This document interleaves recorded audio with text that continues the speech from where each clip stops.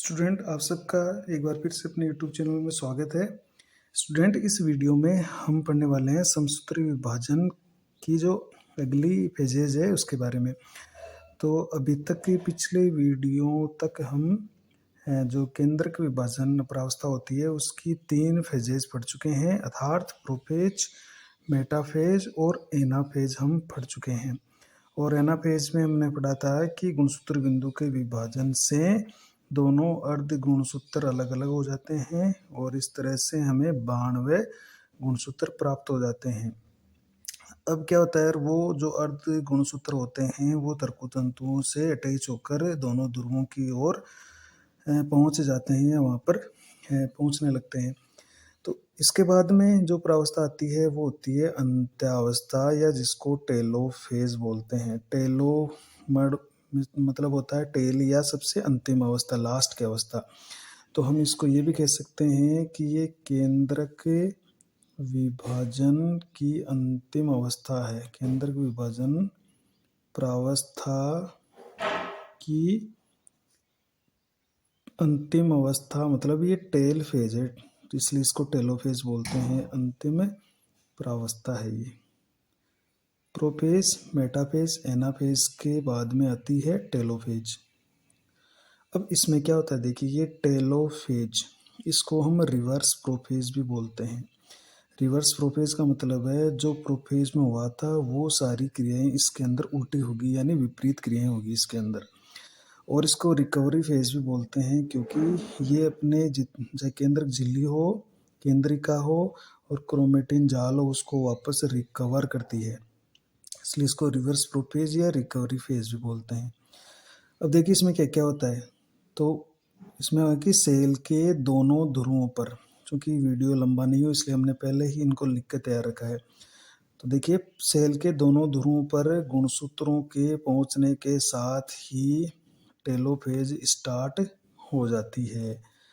इसकी अवधि प्रोफेज के समान ही होती है, बिल्कुल वैसे ही अवधि होती है, उतनी ये लंबाई की होती है, लेकिन इसमें होने वाले सारे परिवर्तन जो चेंजेस होते हैं वो प्रोफेज के विपरीत होते हैं। जैसे प्रोफेज में तर्कतंतु बने थे, यहाँ पर तर्कतंतु जो स्पिंडल फाइबर है उनका काम पूरा हो जाता है और वो फिर से अदृश्य हो जाते हैं। गुणसूत्र वहाँ पर क्या हुआ था, क्रोमेटिन जाल कुंडलित होकर यानी जल निष्कासन द्वारा कुंडलित होकर गुणसूत्रों में बदल रहे थे। यहाँ पर उल्टा काम क्या होगा, गुणसूत्र वापस जल सोख कर पुनः अकुंडलित होकर पतले दागों के रूप में बदलकर अंत में क्रोमेटिन जाल में परिवर्तित हो जाते हैं। जबकि प्रोफेज में हमने पढ़ा था कि क्रोमेटिन जाल गुणसूत्रों में बदलता है कुंडलित होकर, लेकिन यहाँ पर क्या हो रहा है, जो गुणसूत्र थे वो जल को सोख करके पुनः अकुंडलित होकर क्रोमेटिन जाल बना लेते हैं और दोनों ध्रुवों पर केंद्रक झिल्ली बनने लगती है और केंद्रिका पुनः प्रकट होने लगती है। तो केंद्रिका भी बनने लग जाएगी। मतलब होगा क्या इस फेज के अंदर, देखिए इस फेज के अंदर ये होगा कि गुणसूत्र 46 गुणसूत्र इस ध्रुवों पर चले गए और 46 गुणसूत्र इस पर, क्योंकि 92 हमें अर्ध गुणसूत्र प्राप्त हुए थे, 92 गुणसूत्र प्राप्त हुए थे एनाफेज के बाद में।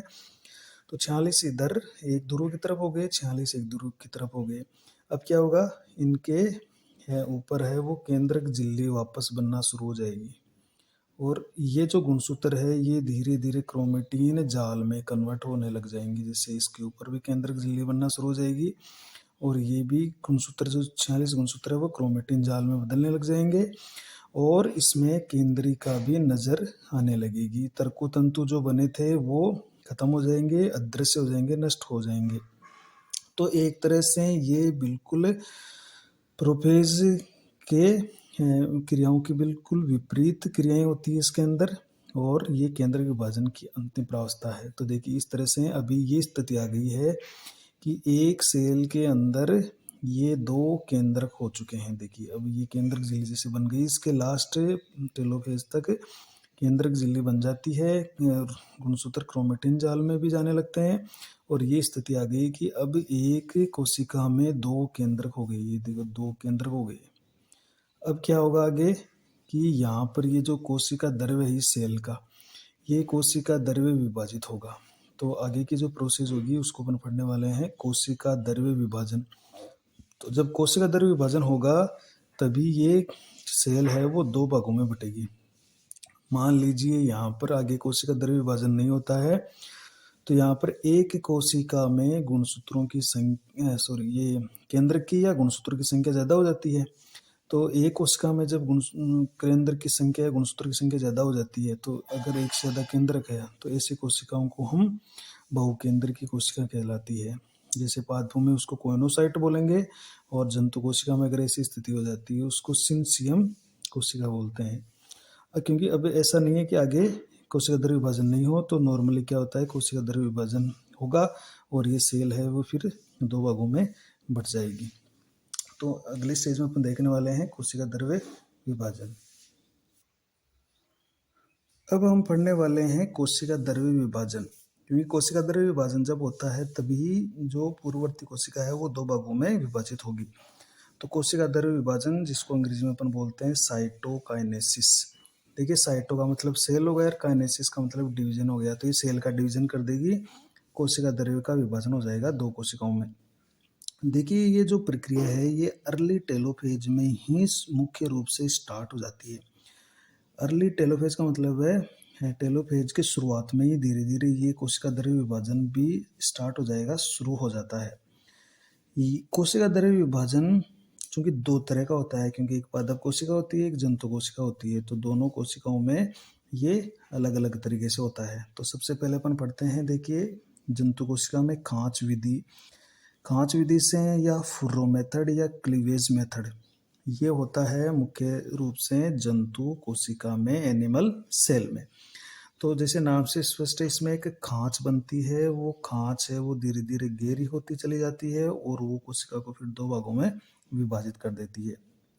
देखिए, होता क्या है कि जंतु कोशिका में सूक्ष्म तंतु जंतु या पादप कोशिका दोनों में ही मिलते हैं, लेकिन जैसे जंतु कोशिका के जो सूक्ष्म तंतु होते हैं, जिनको अपन माइक्रोफिलामेंट्स बोलते हैं, ये जैसे एक तो होता है एक्टिन और एक मायोसिन। ये एक्टिन के तो क्या होते हैं, पतले तंतु होते हैं, और मायोसिन के क्या होते हैं, ये मोटे तंतु होते हैं। मोटे तंतु मायोसिन के, पतले तंतु एक्टिन के, ये दोनों प्रोटीन के बने हुए होते हैं। और इसके साथ होती है सूक्ष्म नलिकाएं, माइक्रोट्यूबल्स। ये भी अपन पढ़ चुके हैं माइक्रोट्यूबल्स वाले टॉपिक के अंदर। तो सूक्ष्म तंतु है दो तरह के और सूक्ष्म नलिकाएं हैं। ये क्या करेगी, ये एक सेल के बीचों बीच एकत्र होकर एक संकुचनशील वलय बना लेती है। वलय का मतलब एक रिंग बना लेगी, रिंग। कोशिका के अंदर एक गोल गोल से रिंग बना लेगी। एक्टिन और मायोसिन प्रोटीन तंतुओं के बीच में अंतःक्रिया से, क्योंकि ये जो एक्टिन और मायोसिन तंतु दोनों आपस में अटैच हो जाते हैं और फिर अंदर की तरफ ये कोशिका को खींचेंगे, तो इनके बीच में जो अंतःक्रिया से संकुचनशील जो वलय बनी वो अंदर की ओर खींचता जाता है और अंत में सेल की सतह पर एक खांच या फुर्रो बन जाती है। खांच धीरे धीरे वलय के रूप में गहरी होती जाती है और सेल दो भागों में बट जाती है। कैसे, जैसे हमने एक चित्र बना के बता रखा है। जैसे ये कोशिका है, यहाँ बीच के अंदर ये एक्टिन मायोसिन के तंतु और सूक्ष्म नलिकाएं आकर यहाँ पर इकट्ठी हो गई है। अब ये क्या करेगी, चारों ओर से, इसको अपने एक गोल कोशिका मान लेते हैं, ये चारों ओर से ये अंदर की तरफ खींचेंगे इस कोशिका को। तो एक बीच के अंदर देखिए ये रिंग जैसे छोटी हो गई है, इसको खींच रही है, तो ये बीच में से ये पिचक गई, मतलब ये यहाँ पर ये खांच है वो खांच बन गई है और ये खांच धीरे धीरे गहरी होती जा रही है और धीरे धीरे ये बिल्कुल गहरी होती होती इस कोशिका को दो भागों में बांट देगी। तो एक रिंग के रूप में बनती है और फिर ये रिंग चारों ओर से गहरी होती चली जाती है और फिर कोशिका को दो भागों में बांट देगी। तो ऐसा देखिए, ये रिंग है वो परिधि से शुरू हो रही है। देखिए, अपन अगर ये कोशिका को गोल देखें तो ये चारों ओर परिधि से शुरू होती है और फिर धीरे धीरे धीरे धीरे केंद्र की तरफ जा रही है। तो खांच हमेशा परिधि की तरफ बनती है और फिर धीरे धीरे केंद्र की तरफ यानी बीच की तरफ ग्रोथ करती है और कोशिका को दो भागों में बांट देती है। तो इसलिए जंतुओं में अभिकेंद्री या सेंट्रीपिटल प्रकार का कोशिका द्रव्य विभाजन पाया जाता है। ये भी याद रखना आपको। अभिकेंद्री का मतलब होता है केंद्र की ओर, यानी परिधि से शुरू हुआ और केंद्र की तरफ चला गया। अगर अपन देखें, जैसे इसको इस तरह से देखें, से ये यहाँ पर खांच पैदा होती है कोशिका के ऊपर और ये खांच है फिर थोड़ी फिर गहरी होती गई, फिर गहरी होती गई, फिर गहरी होती गई, फिर गहरी होती गई, और इस तरह से ये कोशिका 2 भागों में बढ़ जाएगी। तो ये परिधि से शुरू हुई थी और बीच की तरफ जा रही है, इसलिए ये हो गई अभिकेंद्रीय कोशिका द्रव्य विभाजन, जो कि जंतुओं में कांच विधि से होता है। तो ये जीवाणु कोशिका में देखने को मिल जाते हैं और जो एनिमल सेल होती है उसमें देखने को मिल जाते हैं। और दूसरा जो कोशिका द्रव्य विभाजन होता है वो पादपों में होता है कोशिका पट्टिका विधि से, जिसको सेल प्लेट मेथड भी कहते हैं। देखिए ये होता है प्लांट्स के अंदर, किसमें होता है, प्लांट्स सेल्स में होता है, ये प्लांट सेल के अंदर ये देखने को मिल जाती है। तो इसमें होता क्या है, देखिए इसमें जैसे नाम से इस पर एक पट्टिका बनेगी, बीच में पट्टिका बनेगी, लेकिन वो सबसे पहले बीच में बनेगी फिर परिधि की तरफ जाएगी, इससे विपरीत होगी वो। तो कोशिका पट्टिका बनेगी और वो पट्टिका फिर कोशिका को 2 भागों में बांटेगी। तो होगा क्या, देखिए पादप कोशिकाओं में कि कोशिका विभाजन की जो अंतिम प्रावस्था है टेलोफेज, केंद्र विभाजन की, उसमें गोल्जिकाई की पुट्टिकाएं वेसिकल, मेन यही है वेसिकली, ये क्या होती है, ये गोल गोल ऐसे पुट्टिकाएं होती है, एकल झिल्ली की बनी हुई इस तरह की। तो ये गोल्जिकाई की जो पुट्टिकाएं होती है ये, और कुछ एंडोप्लाज्मिक रेटिकुलम अंतःप्रदेवी जालिका की वेसिकल्स, कुछ सूक्ष्म तंतु और कुछ सूक्ष्म नलिकाएं, ये सारी इकट्ठी हो जाती है और एक जटिल कॉम्प्लेक्स बना लेती है। और ये सारे इकट्ठे होकर क्या होते हैं, सूक्ष्म नलिकाएं, जैसे तर्कुतंतु थे, तर्कुतंतु भी सूक्ष्म नलिकाएं होती है। तो कुछ सूक्ष्म नलिकाएं जैसे तर्कुतंतु जो काम में आ गए थे, वो तर्कुतंतु सारे मध्यवर्ती पट्टिका पर, यानी जो मेटाफेजिक प्लेट होती है उस पर आकर इकट्ठे हो जाते हैं, जिन्हें फ्रेगमोप्लास्ट कहते हैं। तो ये सारे बीचों बीच, जैसे कोशिका जो होती है उस कोशिका के यहाँ बीच में आकर इकट्ठे होने लगते हैं इस तरह से, जैसे ये आपकी वेसिकल इकट्ठी हो गई, ये सूक्ष्म नलिकाएं इकट्ठी हो गई इसके चारों, कुछ यहाँ पर इन अंतःप्रदेवी जालिका, कुछ सूक्ष्म तंतु इकट्ठे हो गए, और इस तरह से ये जो संरचना बना रहे हैं इसको बोलेंगे फ्रेगमोप्लास्ट। अब धीरे धीरे क्या होती है, ये जो पुट्टिकाएं होती है ये गोल्जिकाएं की, ये आपस में अटैच होने लगती है। जैसे एक पुट्टिका ये है और दूसरी पुट्टिका से अटैच होकर इस तरह से बन जाती है, फिर तीसरी पुट्टिका अटैच हो जाती है, फिर चौथी पुट्टिका अटैच हो जाती है, ये एक दूसरे से फ्यूज होने लगती है, जुड़ने लगती है, और फिर एक चपटी संरचना बना लेती है जिसको अपन कोशिका पट्टिका या सेल प्लेट बोलेंगे। तो धीरे धीरे क्या होगी, ये जो पुट्टिकाएं थी ये आपस में जुड़कर फ्यूज होकर चपटी संरचना कोशिका पट्टिका का निर्माण करती है।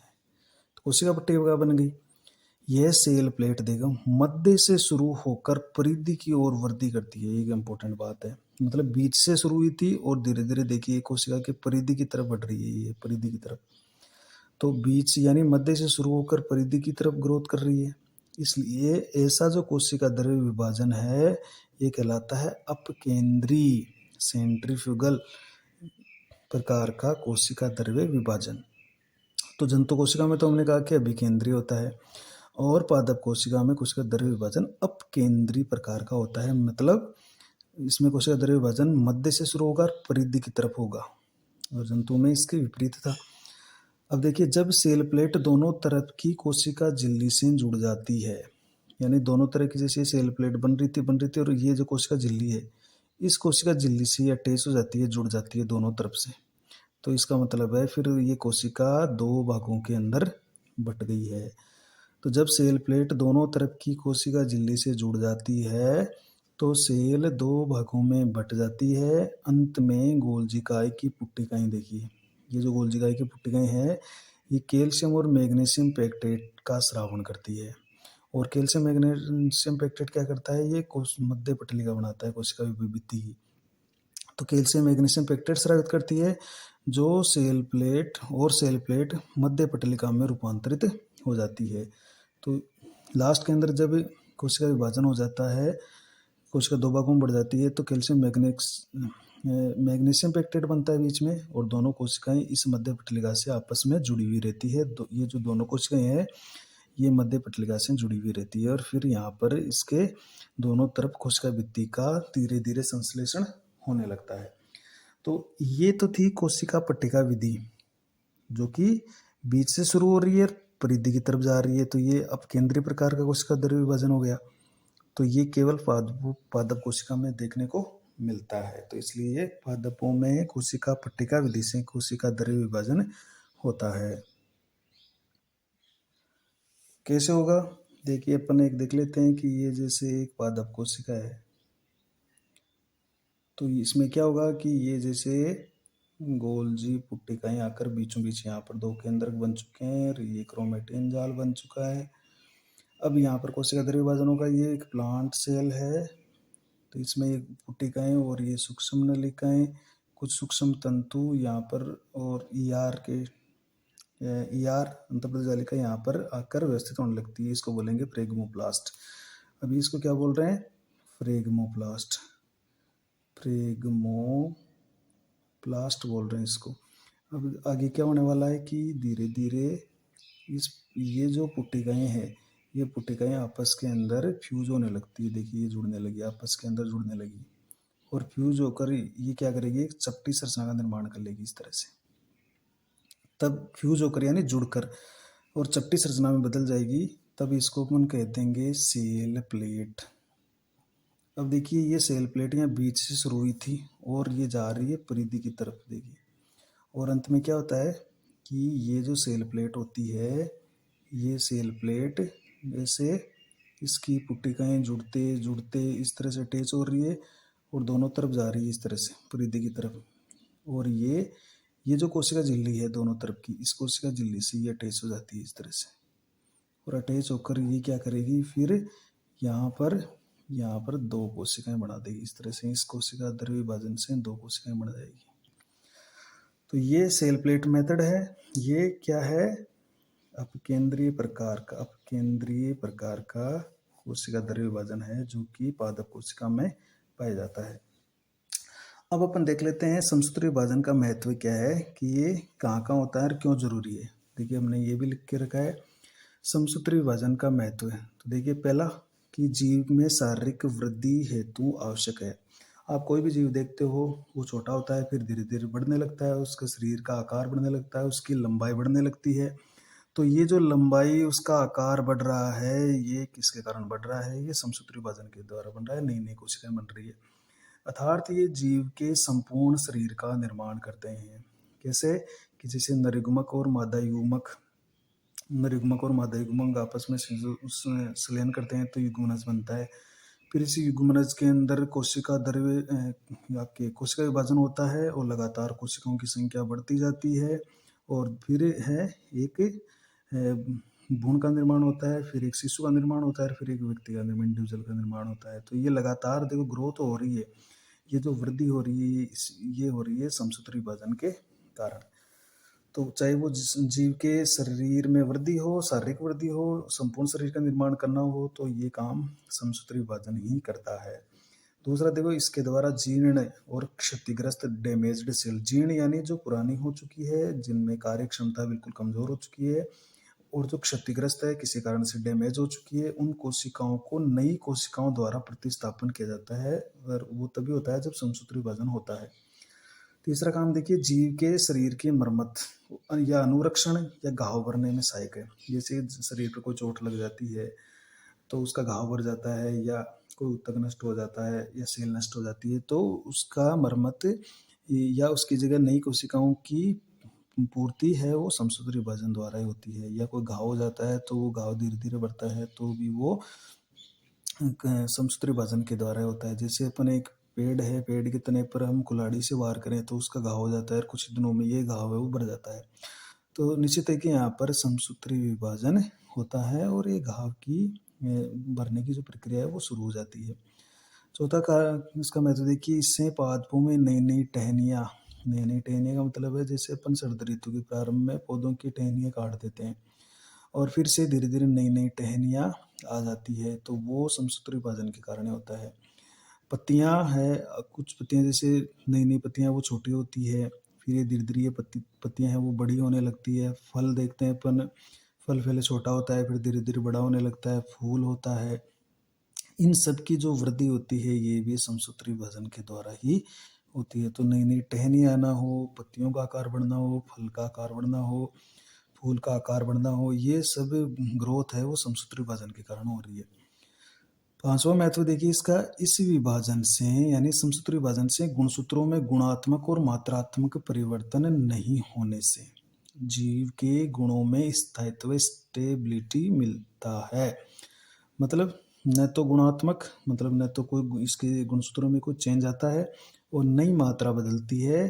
46 गुणसूत्र होते हैं, तो पुत्री कोशिकाओं में भी 46 के 46 गुणसूत्र होते हैं। एग्जाम्पल ले रहे हैं अपन, जैसे मटर के अंदर 14 है तो उसके अन्य संतति में भी 14 गुणसूत्र ही पाए जाएंगे। तो कहने का मतलब है यहाँ पर न तो मात्रा बदलती है गुणसूत्रों की, नई गुण बदलता है, इसलिए जो गुण होते हैं जीव के वो स्थायी रहते हैं, उनको स्थायित्व मिलता है। अगला कार्य देखिए इसमें कि इसमें एक कोश के जो जीव होते हैं उसमें प्रजनन की क्रिया होती है। देखिए समसूत्र विभाजन जब होता है तो कुछ एक कोश के जो जीव होते हैं उनमें प्रजनन की क्रिया में भी महत्वपूर्ण भूमिका निभाता है, और बहुकोश के जो जीव होते हैं उनमें शरीर निर्माणों की वृद्धि के लिए आवश्यक है। अगला देखिए, अलैंगिक जनन के समय बीजाणु निर्माण, क्योंकि पौधों में जैसे बीजाणु निर्माण होता है तो भी वो समसूत्र विभाजन द्वारा ही होते हैं, अलैंगिक जनन के दौरान। और प्लांट के अंदर जैसे कैलस बनता है, कैलस का निर्माण होता है, और क्लोन बनता है तो वो भी आपके समसूत्र विभाजन के द्वारा होता है। या जैसे अपने कलम लगाते हैं और कलम है वो फिर धीरे धीरे इससे अटैच हो जाती है, तो वो भी समसूत्र विभाजन के द्वारा ही होता है। तो कैलस जैसे हमने कोई कोशिका ली, फिर उनको ग्रोथ करवा के हमने कोशिकाओं का समूह बना लिया, तो ये क्या कहलाता है, कैलस कहलाता है, जिसमें हमने एक कोशिका या उत्तक लिया और उसमें ढेर सारे कोशिकाओं का एक ग्रुप बना लिया, तो ये कैलस है। और क्लोन अपन जानते हैं कि जो आकारिक और आनुवंशिक रूप से समान होते हैं, तो ऐसे क्लोन होते हैं, तो ये भी समसूत्र विभाजन द्वारा ही बनाए जाते हैं। तो ये कुछ इसका महत्व था। समसूत्र विभाजन से गुणसूत्र की संख्या हमेशा पुत्री कोशिकाओं में समान रहती है। और ये तथा अपना समसूत्र विभाजन जो हमने कंप्लीट कर लिया है, और नेक्स्ट वीडियो में हम उसकी कुछ स्पेशल प्रश्न उत्तर देखने वाले हैं, और कुछ स्पेशल समसूत्र विभाजन के रूपांतरण कौन कौन से जीवों में होते हैं वो भी अपन देखने वाले हैं। Thank you.